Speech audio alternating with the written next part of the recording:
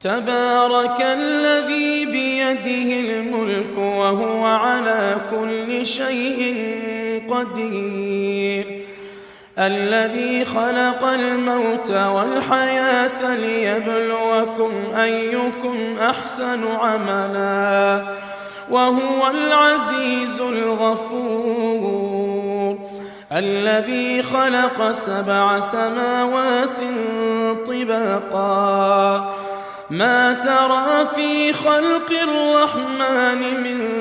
تفاوت فارجع